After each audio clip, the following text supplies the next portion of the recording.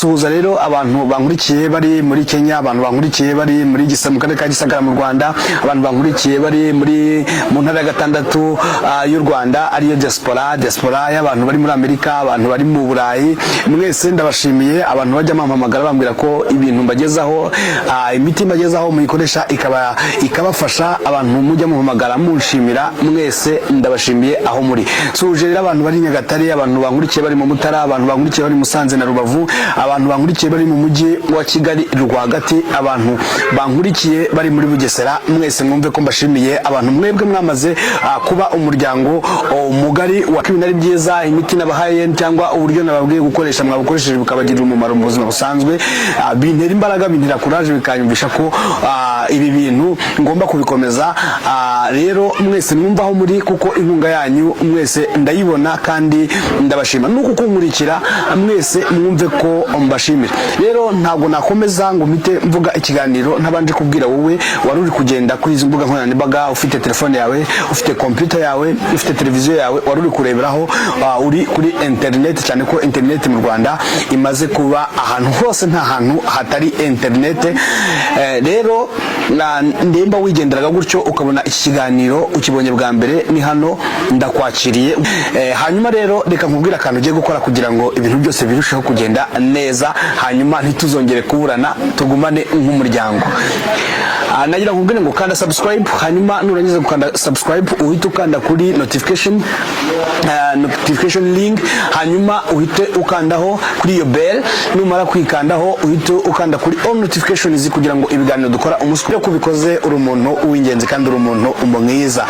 Imana iguhe umugisha. Uno munsi rero mfite ikiganiro gikomeye cyane. Abantu bagiye bampamagara bambwira ko hari uburyo nabahaye bwo kwikuramo amarozi, hanyuma ubwo buryo ariko bufata igihe kitari munsi amezi 2, bufata ukwezi, hanyuma ibyo bintu akumva birongeye biragarutse. Ngenda rero mbaho umuti, ngenda nongera.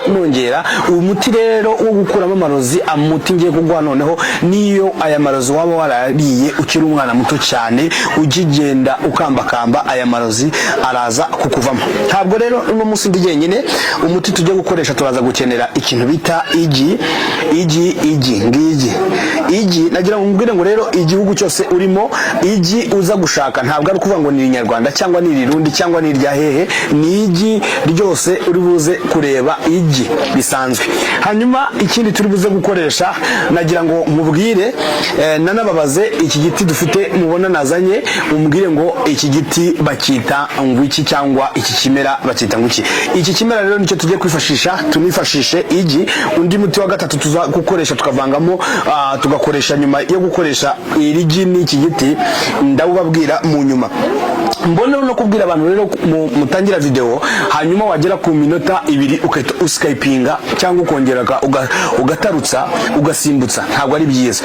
Iyo umamagaye nkasanga ibintu uri kumbaza biri muri video nabivuze, kumbi biri mu minota nk'icumi cyangwa mu minota wa 9, video ifite iminota 15, nkasanga ntabwo wabirebye, mpita nkusubizayo, nta kindi nkora uretse kugusubiza muri video. Nagira ngo nkubwire rero ngo turaza gukenera igi aho uri hose, ni igi risanzwe, ni igi irya ryo ryose, ryaba Inyarwanda, ryaba Irirundi, ryaba igi risanzwe. Aho uzabona igi, icyambere nuko ugiye gukora umureti. Uyu mureti rero ugiye kugufasha amarozi wariye ukiri umwana, nayo wariye ukiri umwana, ukigenda ukambakamba, yose araza kugushiramo. Rero nagiye bwa mbere twakoresheje uburyo bw'umuyenzi n'ikirogora, twagiye dukoresha imiti itandukanye, ariko none nagira ngo ubwire ko nzenda nzamura ubukana, umuti ufite ubukana bwisumbuyeho. Hanyuma uyu niwo muti wa nyuma ukuramo amarozi mu muntu. Uyu niwo muti wa nyuma. Hanyuma nyandikira muri comment ngo mbwire ngo iki giti bakita ngwiki. Nyandikira umbwire ngo bakita ngwiki. Nagira ngo nkubwire rero ngo iki giti, reka nkikubwire kubera ko ndabizi abantu benshi ntabwo muba muzi ibi bintu.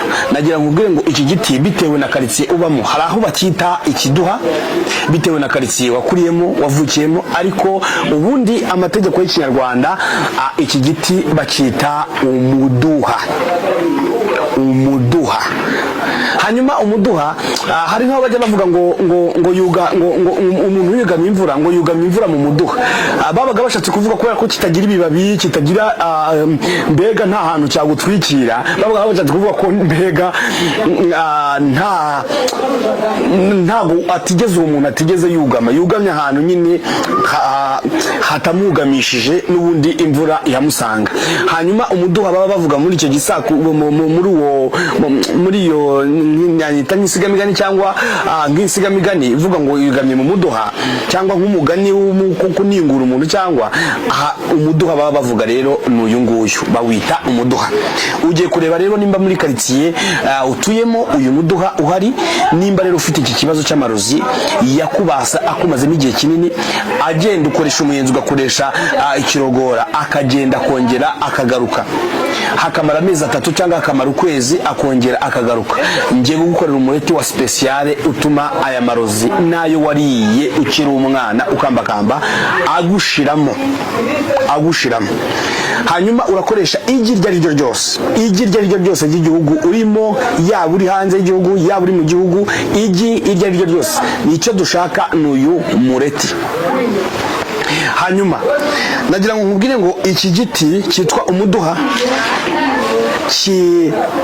uzakireba neza, abari kurikira kuri kameramana kibereke neza, kigira icyo bita amata